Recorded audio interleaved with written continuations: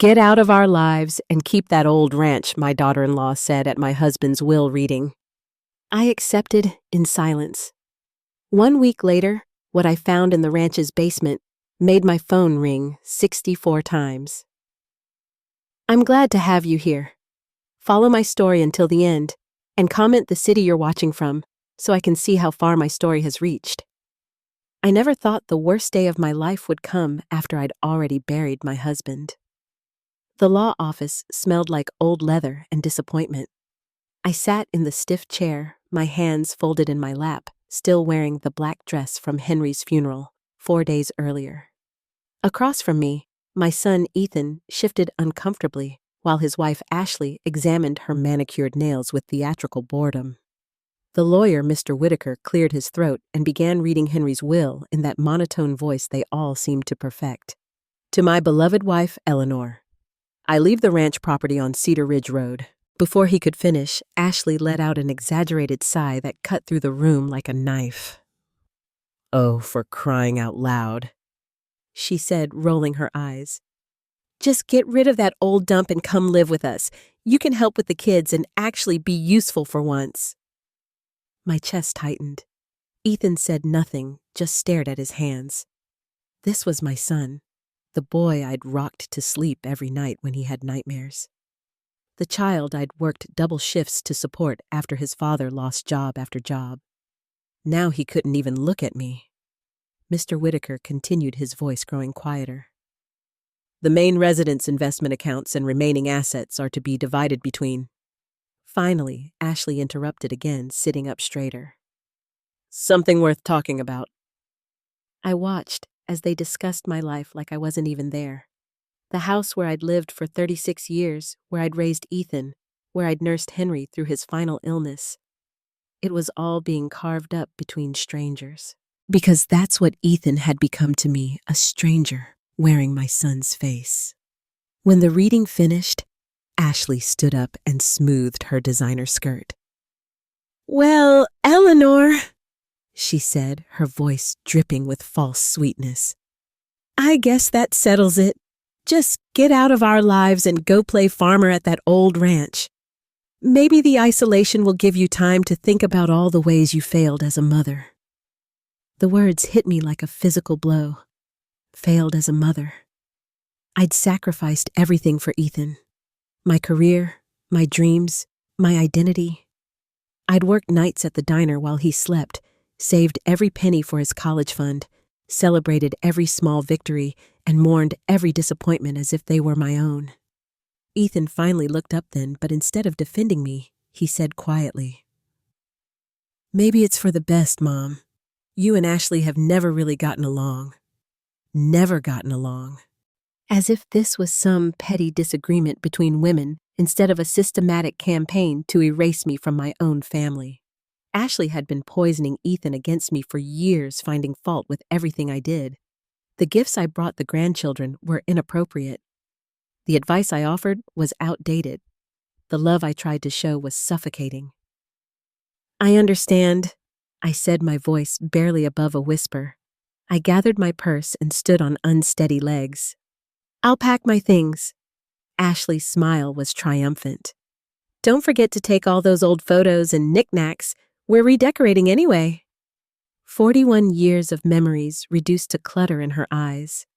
I walked out of that office feeling like I'd lost not just my husband, but my entire identity. The woman who'd been Ethan's mother, Henry's wife, the grandmother who'd secretly hoped to be a bigger part of her grandchildren's lives. She was being erased as efficiently as dust wiped from a shelf. The drive to pack my belongings was a blur of tears and disbelief.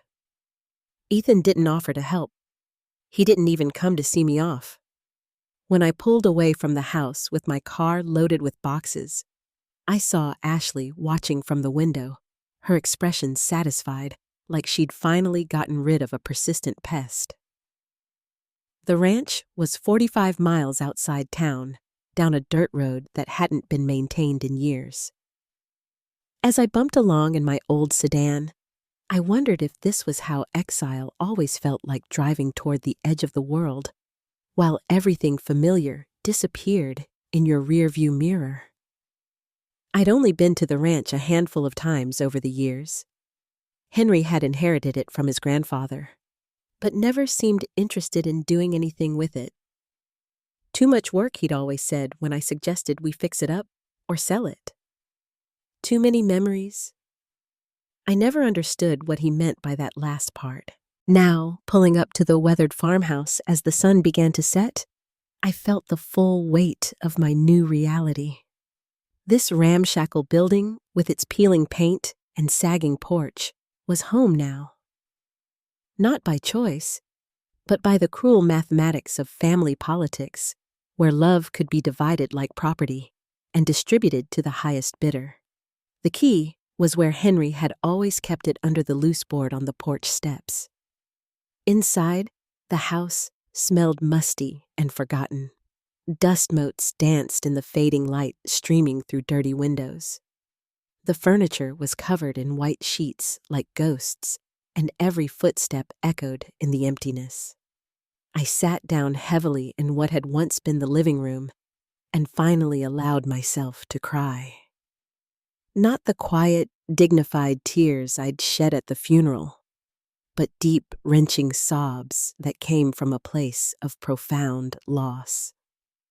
I wasn't just mourning Henry anymore. I was mourning the illusion that family meant something more than convenience and inheritance. In that moment, surrounded by shadows and silence, I made a promise to myself. I would survive this. I would find a way to rebuild my life from the ashes of what Ashley and Ethan had left me. I just had no idea that the means to do exactly that was already waiting for me, hidden in the very foundations of the place they'd exiled me to. The phone in my purse buzzed once with a text from an unknown number, probably a wrong number or spam. I ignored it. Tomorrow would bring its own challenges, but tonight I would grieve for the family I'd lost and the woman I used to be. The first week at the ranch nearly broke me. Every morning, I woke up expecting to hear Henry's coffee pot gurgling in the kitchen or Ethan calling to complain about some crisis in his perfect suburban life. Instead, I was greeted by silence so complete, it felt like the world had forgotten I existed. The only sounds were the settling of old wood and the occasional creak of the windmill outside my bedroom window. I threw myself into cleaning partly because the house desperately needed it, and partly because keeping busy was the only thing standing between me and complete despair.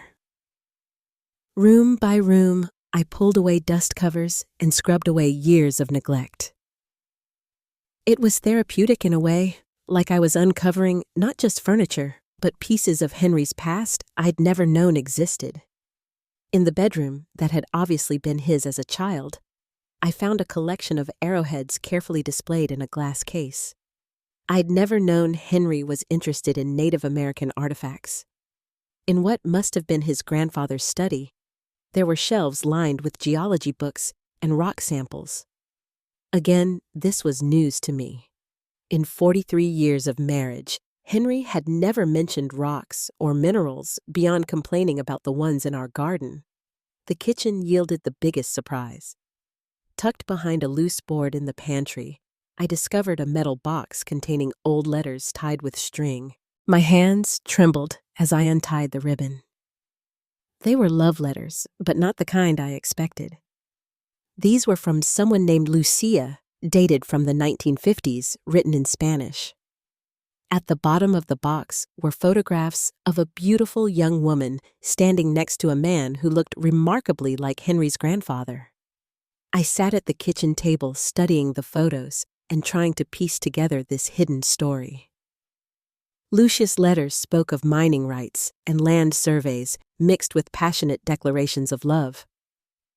She mentioned our secret and the wealth beneath the earth in ways that made my heart race. Had Henry's grandfather been involved in some kind of mining operation? And why had Henry never mentioned any of this? That evening, I called the only person I could think of who might have answers. Ruth Harper, who'd lived in town longer than anyone and remembered Henry's family from the old days. Ruth had always been kind to me, even when other women in town started treating me differently after Ashley arrived and began spreading her poison. "Oh, honey," Ruth said when I explained what I'd found. "I was wondering when someone would ask about old Thomas Walker's mining claims." My heart stopped. Mining claims, Thomas? That was Henry's grandfather. He was always convinced there was copper on that property, maybe silver too. He spent years filing claims and doing surveys, but then the war came and he went off to fight. When he came back, he married that Mexican girl, Lucia, I think her name was. Caused quite a scandal at the time. Lucia, the woman in the photographs. "What happened to her?" I asked. Ruth's voice grew sad. "She died in childbirth. Thomas never really recovered. He kept working the land, convinced he'd strike it rich someday, but he became a hermit. When he died, he left everything to Henry's father. But by then, everyone had forgotten about the mining business." After I hung up, I sat in the gathering darkness, my mind spinning mining claims, surveys, land that might contain valuable minerals. No wonder Henry had always seemed reluctant to sell the ranch, even when we needed money. But why hadn't he ever told me? Why keep it secret? The next few days, I searched the house more systematically. In Henry's grandfather's desk, I found survey maps dated from the 1950s marked with notations I couldn't understand. There were correspondence files with the Western Land Bureau and copies of mineral rights applications. Most intriguingly, there was a folder labeled Assay Reports that contained geological surveys suggesting the presence of copper deposits across the entire property. I was beginning to realize that my exile to this worthless ranch might not be the punishment Ashley intended it to be. But it was what I found in the bedroom closet that really changed everything. Hidden behind a false back panel wrapped in oilcloth to protect it from moisture was a manila envelope containing updated surveys from the 1980s. These weren't just exploratory reports. They were detailed geological assessments that confirmed substantial mineral deposits beneath the ranch. My hands shook as I read the technical language. Terms like economically viable extraction and estimated reserves jumped out at me. There were notes in Henry's handwriting in the margins, calculations, and phone numbers. Evidence that he'd been researching this secretly for years. The most shocking document was at the bottom of the pile. A letter from a mining company dated just 8 months before Henry's death, offering to lease the mineral rights for an amount that made my eyes water. Henry had never responded to it. I sat on the bedroom floor, surrounded by papers that painted a picture of wealth beyond anything I'd ever imagined. The ranch that Ethan and Ashley had dismissed as worthless that they'd used to exile me from the family was potentially worth millions. That night, I couldn't sleep. I walked through the house, seeing it with new eyes. The creaking floorboards, the drafty windows, the isolation that had felt like punishment. All of it was sitting on top of a treasure that could change my life completely. But more than the money, I felt something else stirring in my chest. For the first time since Henry's death, since Ethan's betrayal, since Ashley's cruel dismissal, I felt powerful. They thought they'd gotten rid of me, shuffled me off to somewhere I couldn't interfere with their plans.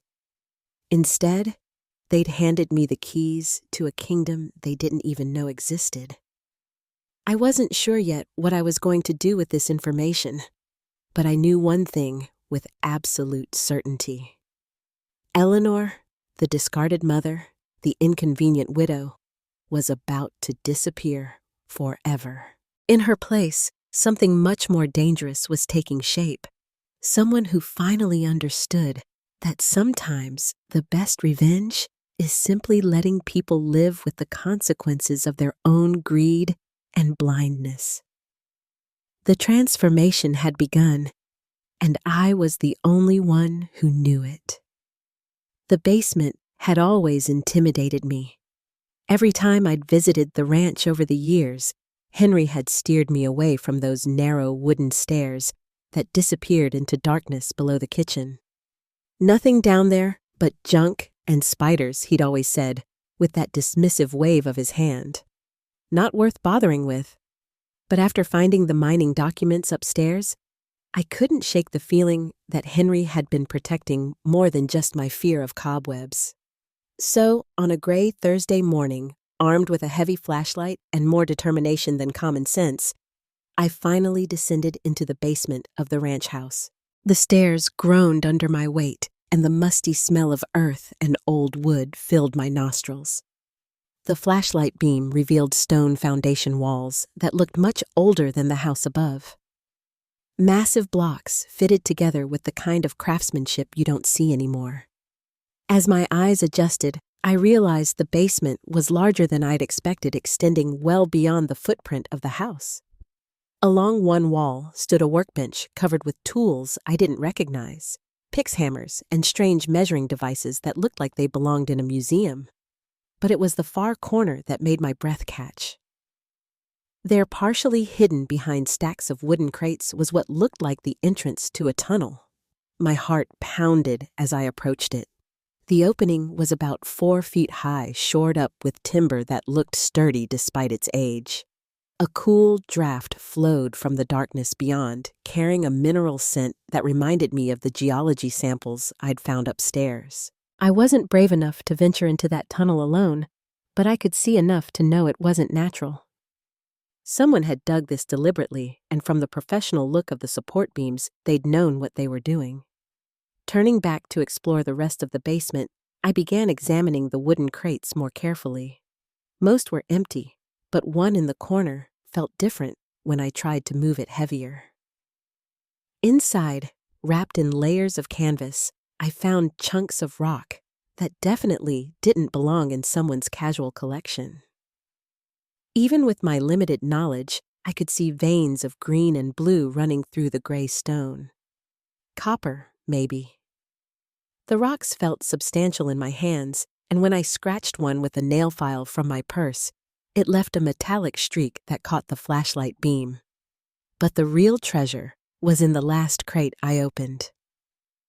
At the bottom, beneath more rock samples, I found a leather portfolio tied with string. Inside were documents that made the papers upstairs look like rough drafts. These were official geological surveys completed just 5 years ago by a professional mining company. The letter had read Red Rock Geological Associates. Apparently, Henry had commissioned this work under his grandfather's name to avoid local attention. The technical language was challenging, but the conclusions were crystal clear. The property contained what geologists called a significant copper deposit with excellent commercial potential. There were estimates of ore quality extraction costs and projected revenues that made my hands shake as I read them. One document was particularly eye-opening, a feasibility study that outlined how modern mining techniques could extract the copper with minimal environmental impact. The projected revenue over a 25-year lease was astronomical enough to make someone wealthy beyond their wildest dreams. But the document that changed everything was dated just 3 months before Henry's death. It was a formal offer from Pioneer Mining Group to lease the mineral rights for an upfront payment of $2.5 million plus quarterly royalties that could total millions more over the life of the lease. Henry had never even told me about it. I sat on an overturned crate surrounded by evidence of my husband's secret life and tried to process what this meant. For years, while I'd worried about retirement savings and medical bills, while I'd watched Ethan struggle with his mortgage and Ashley complain about wanting a bigger house, we'd been sitting on a fortune. More than that, Henry had known about it. He'd commissioned surveys, received formal offers, and kept it all hidden from everyone, including me. Why? What had he been planning? I found part of the answer in the very last document in the portfolio. A handwritten note in Henry's familiar scroll. It was dated just weeks before his final hospital stay. Eleanor deserves better than what I gave her. This is her chance to have the life she sacrificed for Ethan and me. Don't let that woman ruin everything we worked for. That woman, even in his private notes, Henry couldn't bring himself to write Ashley's name. But his meaning was clear. He'd known exactly what kind of person his daughter-in-law was, and he'd been protecting this discovery from her.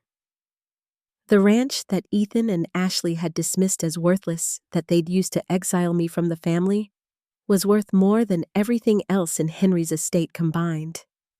They'd essentially handed me millions of dollars while congratulating themselves on getting rid of me. I climbed the basement stairs with my mind racing and my heart pounding. In the kitchen, I spread the documents across the table and tried to think clearly about what to do next. The smart thing would be to contact Pioneer Mining Group, immediately confirm their offer was still valid, and start the process of leasing the mineral rights. But something held me back. Maybe it was the memory of Ashley's smug smile as she dismissed me from my own family. Maybe it was the way Ethan had sat there silent while his wife humiliated me. Or maybe it was just the realization that for the first time in my adult life, I held all the cards. I thought about the phone calls I'd been ignoring all week. Ethan had left several voicemails that I'd deleted without listening to. Ashley had sent text messages that I'd blocked.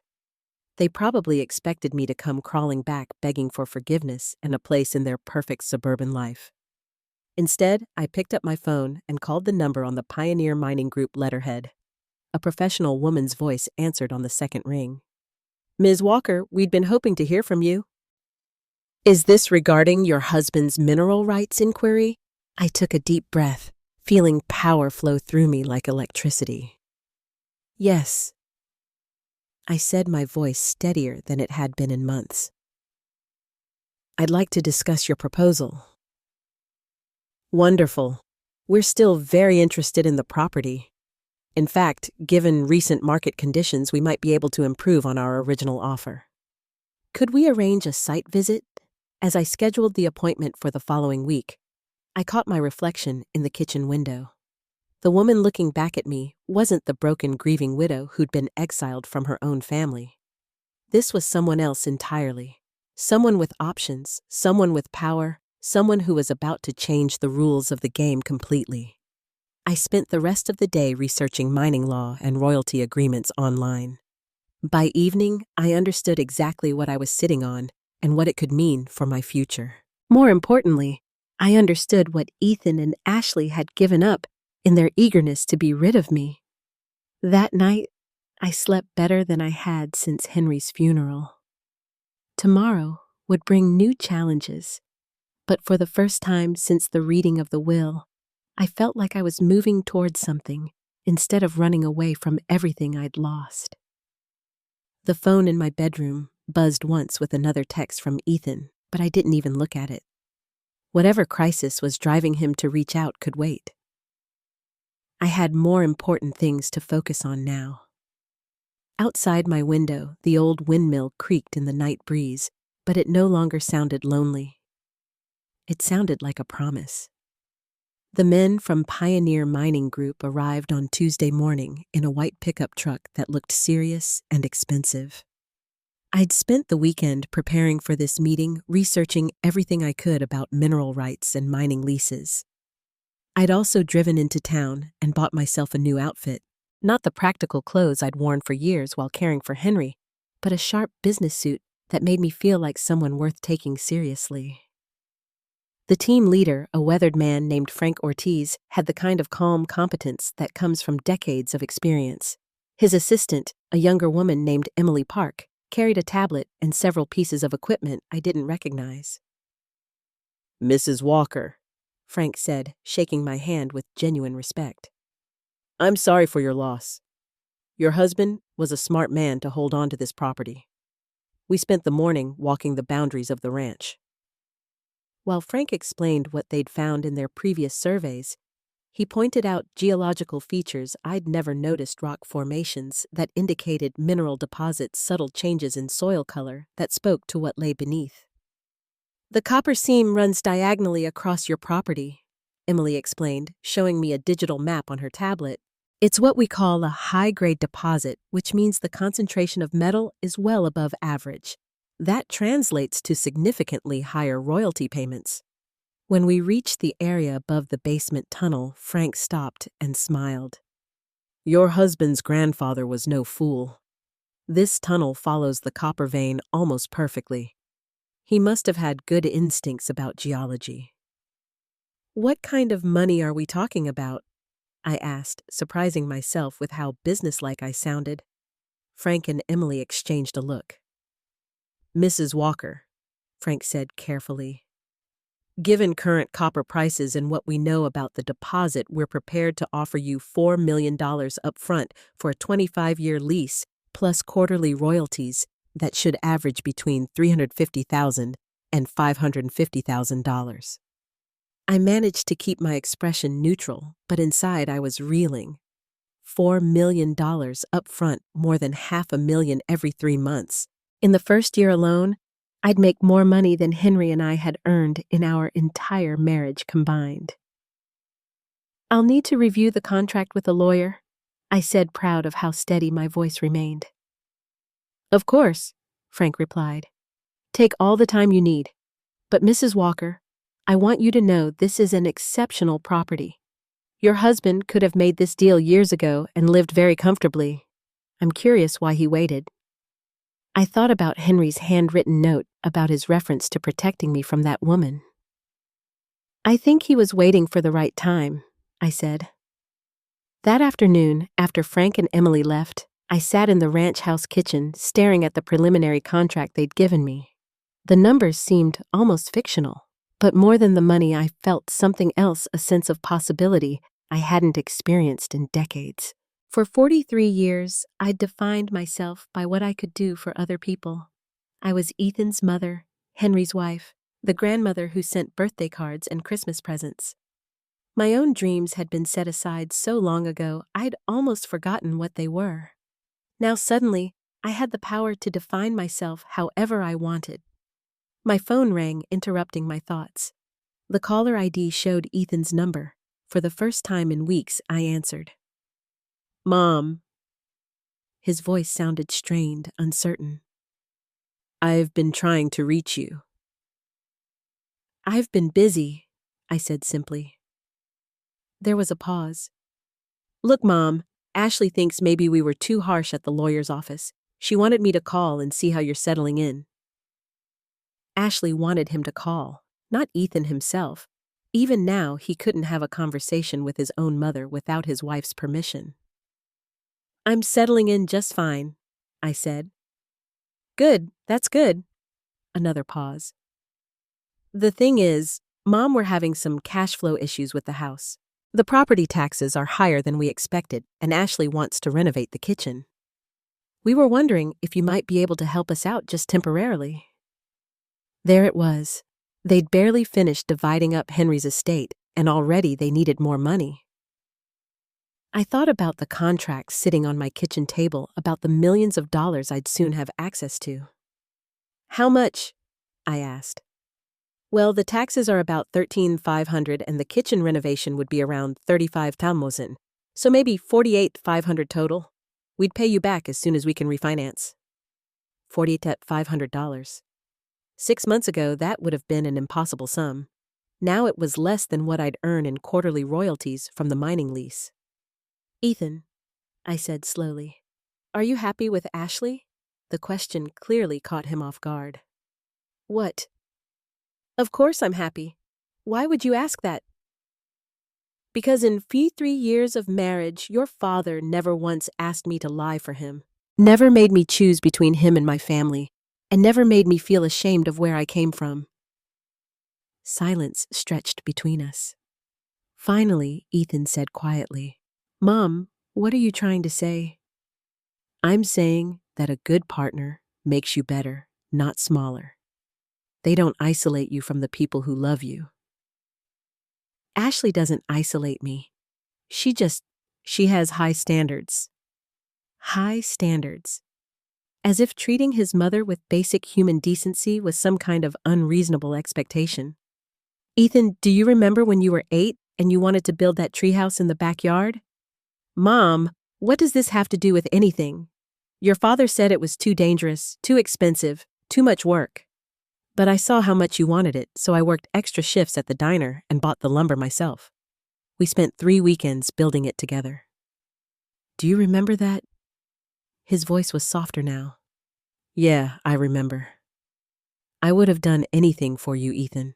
I did do anything for you, but I won't be treated like a burden or an embarrassment by anyone, including you. Mom, I never said you were an embarrassment.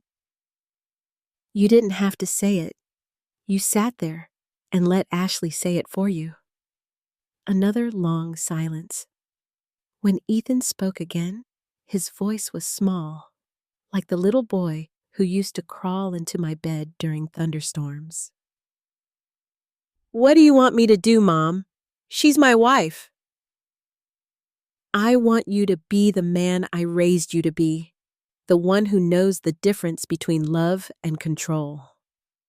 After I hung up, I sat in the growing darkness of the ranch house kitchen. Outside, I could hear the wind picking up, rattling the windows, and making the old house creak. But for the first time since Henry's death, the sounds didn't make me feel lonely. They made me feel grounded. I picked up the mining contract and read through it again. This time, focusing on the timeline. If I signed within the next 10 days, the upfront payment would be processed within 21 days. By the end of next month, I'd be financially independent in ways I'd never imagined possible. The question was, what did I want to do with that independence?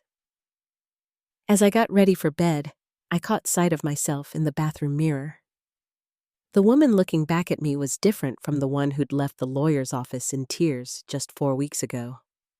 This woman had options. This woman had power. This woman was just beginning to understand what she was capable of. My phone buzzed with a text from an unknown number, probably spam, but something made me look at it anyway. Mrs. Walker, this is Lori from Dr. Carter's office. Your husband's final medical bills are overdue. Please call to arrange payment. I stared at the message for a long moment, then deleted it without responding. Tomorrow, I'd call Dr. Carter's office and pay off Henry's medical bills in full. Not because I had to, but because I chose to. The difference between those two things was becoming clearer to me every day. And tomorrow, I'd start making choices based on what I wanted, not what other people expected from me. For the first time in my adult life, I was about to discover what that felt like. The contract was signed on a Thursday. I'd driven into Phoenix to meet with an attorney I'd found through the State Bar Council, a sharp woman named Patricia Grant, who specialized in mineral rights law.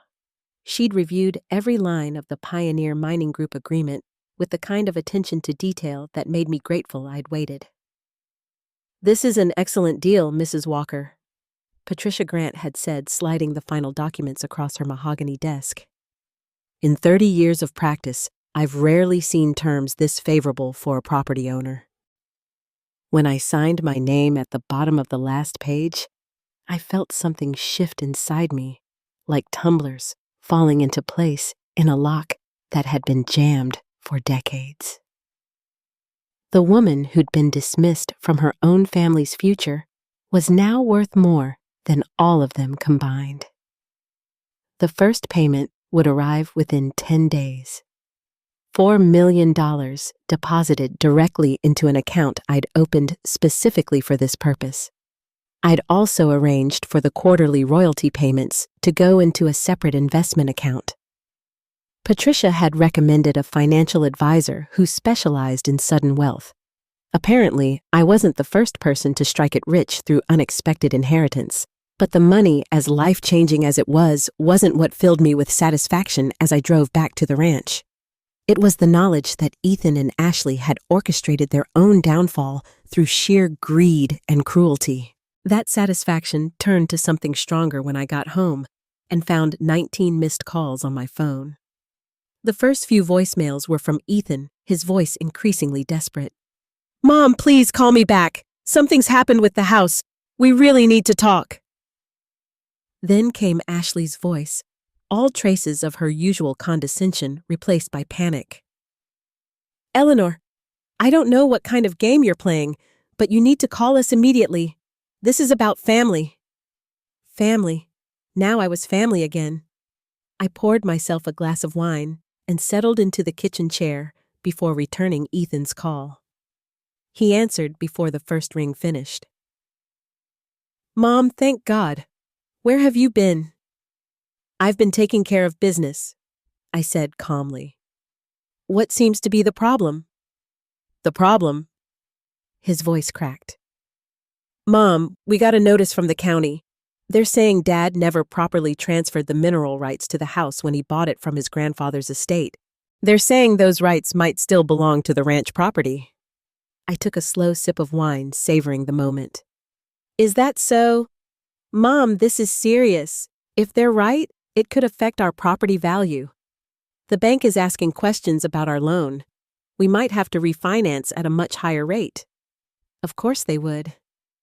The house that Ethan and Ashley had been so eager to claim was built on a small portion of the original ranch property.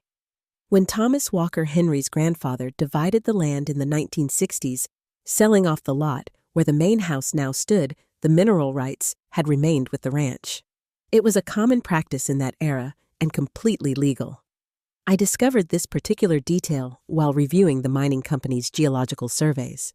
They'd been very thorough in researching the property boundaries and mineral rights ownership. The irony was exquisite.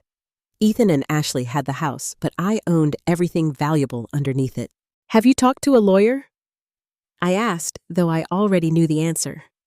That's what we're trying to do, but attorneys are expensive, Mom. Really expensive. And with the refinancing issues. How expensive? The initial consultation alone was $5,000. A full property rights review could cost $30,000 or $40,000. Money we don't have right now. I let the silence stretch out, listening to Ethan's anxious breathing. Finally, I said, Well, that is a problem, Mom. Please. I know things have been difficult between us lately, but we're family. We need to stick together. Family. There was that word again. It was amazing how quickly it reappeared in their vocabulary when they needed something. Ethan, do you remember what Ashley said to me at the lawyer's office? Mom, she was upset. We all were. People say things when they're grieving. She told me to get out of your lives and go play farmer. She said I'd failed as a mother.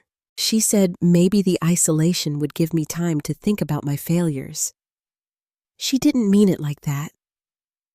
How did she mean it, Ethan? Because it sounded pretty clear to me.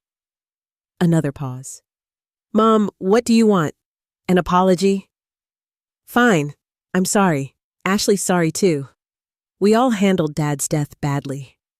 An apology as if 41 years of sacrifice and unconditional love could be balanced by a grudging sorry delivered under financial duress.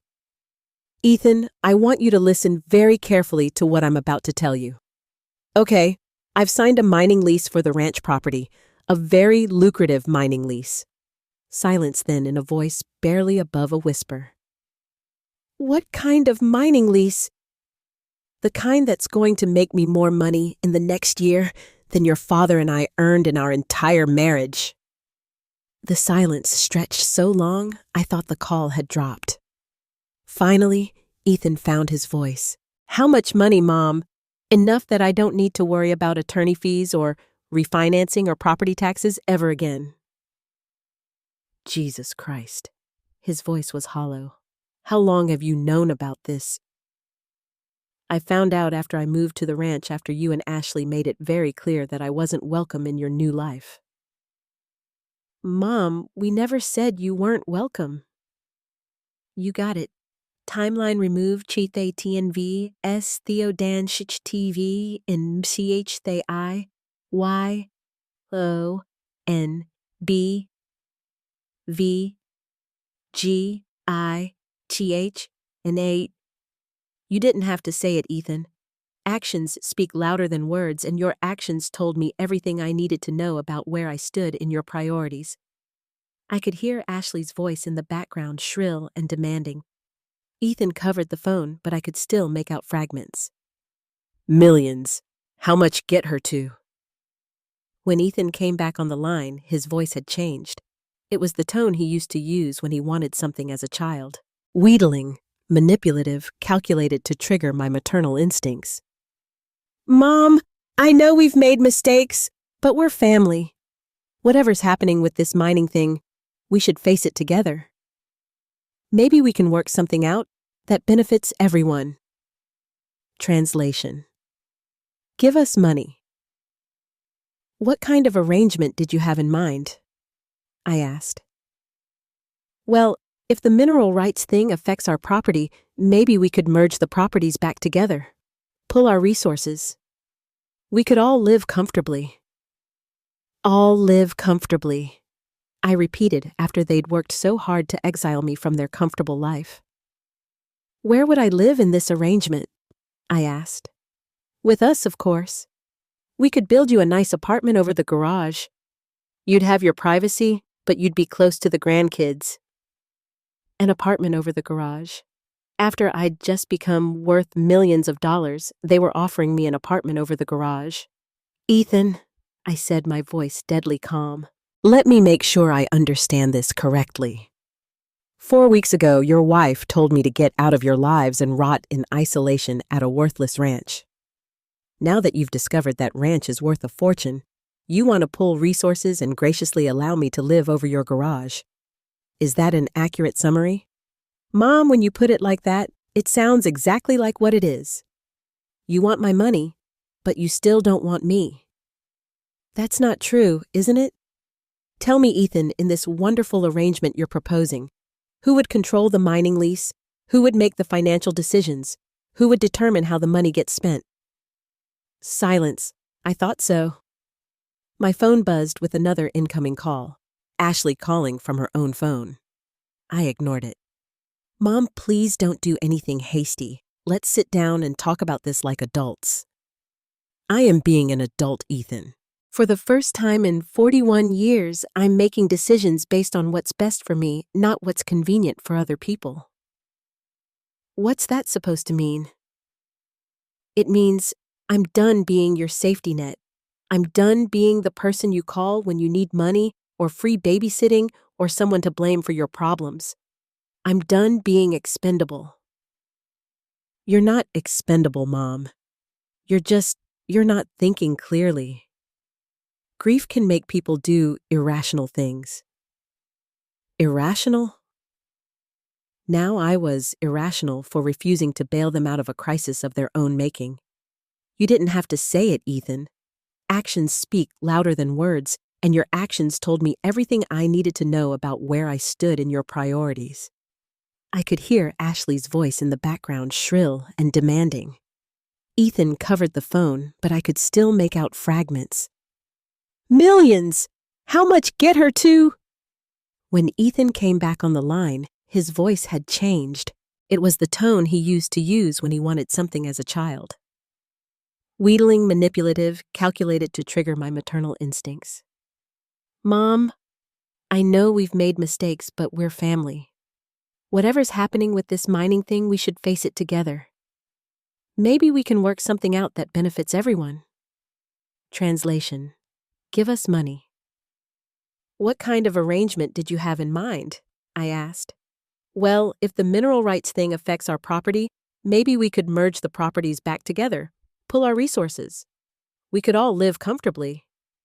All live comfortably, I repeated after they'd worked so hard to exile me from their comfortable life. Where would I live in this arrangement? I asked. With us, of course. We could build you a nice apartment over the garage. You'd have your privacy, but you'd be close to the grandkids. An apartment over the garage. After I'd just become worth millions of dollars, they were offering me an apartment over the garage. Ethan, I said, my voice deadly calm. Let me make sure I understand this correctly. 4 weeks ago, your wife told me to get out of your lives and rot in isolation at a worthless ranch. Now that you've discovered that ranch is worth a fortune, you want to pull resources and graciously allow me to live over your garage. Is that an accurate summary? Mom, when you put it like that, It sounds exactly like what it is. You want my money, but you still don't want me. That's not true, is it? Tell me, Ethan, in this wonderful arrangement you're proposing, who would control the mining lease? Who would make the financial decisions? Who would determine how the money gets spent? Silence. I thought so. My phone buzzed with another incoming call. Ashley calling from her own phone. I ignored it. Mom, please don't do anything hasty. Let's sit down and talk about this like adults. I am being an adult, Ethan. For the first time in 41 years, I'm making decisions based on what's best for me, not what's convenient for other people. What's that supposed to mean? It means I'm done being your safety net. I'm done being the person you call when you need money or free babysitting or someone to blame for your problems. I'm done being expendable. You're not expendable, Mom. You're not thinking clearly. Grief can make people do irrational things. Irrational. Now I was irrational for refusing to bail them out of a crisis of their own making. I hung up before he could respond. Within seconds, my phone was buzzing again. Ethan, then Ashley, then Ethan again. I turned it off and set it aside. Outside, the sun was setting over the ranch, painting the sky in shades of gold and crimson.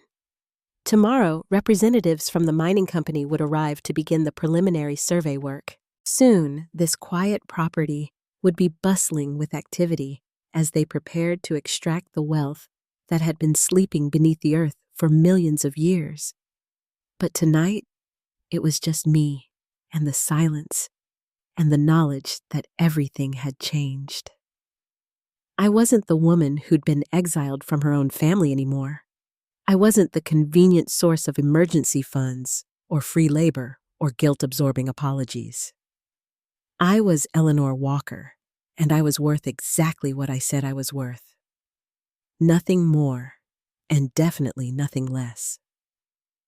My phone, even though it was turned off, seemed to pulse with the weight of all those missed calls. 64 attempts to reach me in a single day. Not because they'd suddenly realized they loved me, but because they'd finally realized what they'd thrown away. The irony was almost too perfect to believe. 8 months later, I was sitting on the porch of my renovated ranch house, watching the sunrise paint the mountains purple and gold when the mining company's quarterly report arrived. The envelope felt substantial in my hands, thick with official documents and financial statements. Inside, along with the usual technical updates about extraction progress and market prices, was a check that still made my breath catch even though I'd received 4 of them now. $452,000, my share of the copper sales for the previous quarter. I set the check aside and picked up my coffee, savoring the ritual that had become precious to me. Every morning, I sat on this porch and watched the world wake up around me. Some days, I saw deer grazing in the distance. Other days, I watched the mining crews arrive for their shift, respectful and efficient in their work on the far side of the property. The phone beside me rang once and stopped, someone leaving a voicemail. I didn't rush to check it anymore. These days, most of my calls were from people I actually wanted to talk to. Patricia Grant, my attorney, keeping me updated on legal matters. Frank Ortiz from the mining company providing operational updates. Emily Park, who'd become something of a friend as well as a professional contact, and sometimes, though less frequently now, from Ethan. The character of his calls had changed over the past 8 months. The desperate pleading had gradually given way to awkward attempts at normal conversation. Last week he'd called to tell me that his youngest daughter had lost her first tooth. The week before he'd asked for my pot roast recipe. Small gestures, but they felt different than his previous communication. Less calculated, more genuine. I'd started answering about half of his calls. Ashley, on the other hand, had stopped calling entirely after a particularly unpleasant conversation in April, where she'd accused me of manipulating the situation and turning Ethan against his own family. I'd listened to her rant for about 2 minutes before calmly informing her that I had neither the time nor the inclination to manipulate anyone, and that if Ethan was reconsidering his priorities, perhaps she should examine her own behavior instead of blaming me. She'd hung up on me. It was the last time we'd spoken. From what Ethan told me during our careful conversations, their marriage was struggling. The financial stress of the mineral rights issue had exposed cracks that had probably been there all along. Ethan had been forced to take out a second mortgage at a punitive interest rate. Ashley's grand renovation plans had been shelved indefinitely. Most tellingly, Ethan had started attending family therapy sessions alone since Ashley refused to participate. "I'm learning about boundaries," he'd told me during our last conversation about the difference between supporting someone and enabling them. I'd said nothing, but the irony wasn't lost on me. Ethan was learning lessons I'd tried to teach him for years, but only after watching his own world crumble under the weight of his wife's demands. The mining operation itself had exceeded everyone's expectations. The copper deposit was not only larger than initially projected, but the ore quality was exceptional. Frank Ortiz had mentioned that other mining companies were expressing interest in adjacent properties drawn by the success of our operation. "You're sitting on one of the richest copper strikes in the region," he'd told me last month. "Your husband's grandfather had good instincts." I'd used some of the money to completely renovate the ranch house, but tastefully preserving its character while adding modern conveniences. Solar panels on the roof, a new kitchen with efficient appliances, central heating, and air conditioning, high-speed internet that allowed me to manage my investments and stay connected to the world. But more than the physical improvements, I'd invested in experiences. I'd taken a photography class and discovered I had an eye for capturing the beauty of the landscape around me.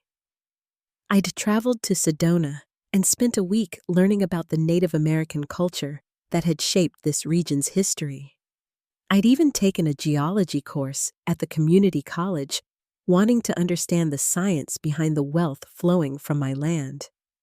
For the first time in my adult life, I was living for myself. The voicemail light was blinking on my phone. I picked it up and played the message. "Hi, Mom." Ethan's voice was softer than it used to be, less demanding. "I wanted to let you know that Emma made the honor roll this semester, and Tommy's soccer team made it to the regional finals. I thought you might want to know." A pause. Then, "I also wanted to say that I've been thinking about what you said about being the man you raised me to be. I'm trying, Mom. It's harder than I thought it would be, but I'm trying." Another pause. Longer this time. "I love you, Mom. I know I haven't said that enough lately, but I do, and I'm sorry for everything." The message ended with a soft click. I sat with the phone in my lap, watching a hawk circle high above the mesa. Ethan's apology wasn't the desperate plea for money that had characterized his early calls. It felt genuine, earned through months of difficult self-examination, rather than prompted by immediate financial need. I scrolled through my contacts and called him back. "Mom?" He sounded surprised, hopeful. "I got your message," I said. "Tell me about Emma's honor roll." For the next 25 minutes, we talked about his children, their achievements and struggles and dreams. Ethan told me about Tommy's soccer skills and Emma's passion for science. He mentioned almost casually that both kids had been asking about their grandmother and wondering when they might see me again. "They miss you," he said simply. "I miss them too," I admitted. "Would you like to bring them for a visit sometime? The ranch is quite comfortable now." "Really, you'd want that?" "Ethan, I never stopped wanting to be part of their lives. I just wasn't willing to accept being treated as disposable anymore." "I understand," he said, and I could hear that he meant it. "Ashley and we're separated right now, have been for about 6 weeks. I wasn't surprised, but I was careful not to sound pleased. "I'm sorry to hear that." "Are you?" "I'm sorry that your marriage didn't work out the way you hoped. I'm not sorry that you're finally putting your own needs and your children's needs first." She said I'd have to choose between her and you, And I told her that anyone who would make me choose between the people I love doesn't understand what love means. I felt something loosen in my chest, a knot of tension I'd been carrying for so long I'd forgotten it was there. "I'm proud of you," I said, and meant it completely. "Can I ask you something, Mom?" "Of course." "When you found out about the mining thing, about how much money it was worth, did you ever think about sharing it with us, even after everything that happened?" I considered the question carefully. Do you want the honest answer? Yes. For about 10 minutes, I thought about using the money to solve everyone's problems. Pay off your mortgage, set up college funds for the kids, make everything smooth and easy again. What changed your mind? I realized that fixing your problems wouldn't actually help you. It would just enable you to keep making the same mistakes. Sometimes people need to face consequences before they can learn to make better choices. Silence stretched between us, but it wasn't uncomfortable. It was the silence of understanding. "I'm learning that now," Ethan said finally. "The hard way, but I'm learning." "Good," I said. "That's how the best lessons usually come." We talked for a few more minutes about practical things. When he might visit with the children, whether he needed help finding a family therapist who specialized in divorce mediation, how he was managing as a single father. After we hung up, I sat on my porch and watched the sun climb higher into the cloudless sky. The mining equipment hummed in the distance, a steady reminder of the wealth flowing from the earth beneath my feet. But the real treasure wasn't in the quarterly checks, or the renovated house, or the financial security I'd never imagined possible. The real treasure was in reclaiming my own worth, in learning that love without respect was just manipulation, in discovering that sometimes the greatest gift you can give someone is the opportunity to face their own consequences and grow from them. My phone buzzed with a text message. It was from Emily Park, my friend at the mining company, sending photos from a conference where she'd presented our site as a case study in successful small-scale copper extraction. "Your property is famous in geology circles now," she'd written. "The woman who struck gold at 70. I smiled and texted back. "Copper, not gold, but close enough." As I prepared to go inside and start my day, I caught my reflection in the window.